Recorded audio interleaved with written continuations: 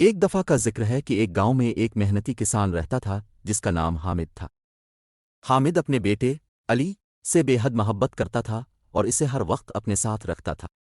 علی ابھی چھوٹا تھا، مگر حامد نے اس کی تربیت ایسے کی تھی کہ وہ بھی اپنے والد کی طرح محنتی اور ذمہ دار بن جائے۔ حامد نے علی کو ہمیشہ سکھایا کہ محنت اور ایمانداری انسان کی زندگی میں بہت اہم ہے۔ وہ اسے کھیتوں میں لے جاتا، جہاں وہ دونوں مل کر فصلیں اگاتے، پانی دیتے اور پودوں کی دیکھ بھال کرتے۔ حامد نے اپنے بیٹے کو یہ بھی بتایا کہ زمین سے محبت کرنے والے انسان کبھی بھوکے نہیں مرتے، کیونکہ وہ اپنی محنت سے اپنے لیے رزق حاصل کر لیتے ہیں۔ ایک دن جب علی اپنے والد کے ساتھ کھیت میں کام کر رہا تھا، اس نے دیکھا کہ حامد بہت تھکا ہوا ہے اور اس کی سانس پھولی ہوئی ہے۔ علی کو اپنے والد کی صحت کے بارے میں فکر ہونے لگی۔ اس نے حامد سے کہا، ابا جان، اب بہت تھک گئے ہیں، آپ کو آرام کرنا چاہیے۔ لیکن حامد نے مسکراتے ہوئے کہا، بیٹا، میں ٹھیک ہوں، یہ محنت ہی تو ہماری زندگی ہے۔ کچھ دن بعد حامد کی طبیعت واقعی خراب ہو گئی۔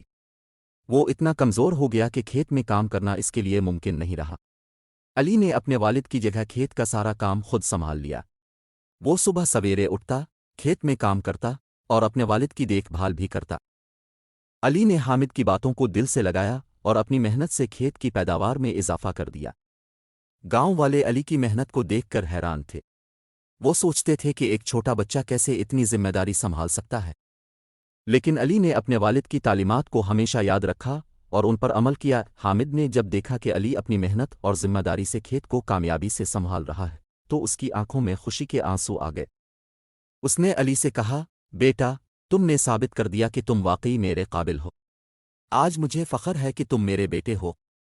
علی نے اپنے والد کو گلے لگایا اور کہا، ابا جان، یہ سب آپ کی تربیت اور محنت کا نتیجہ ہے۔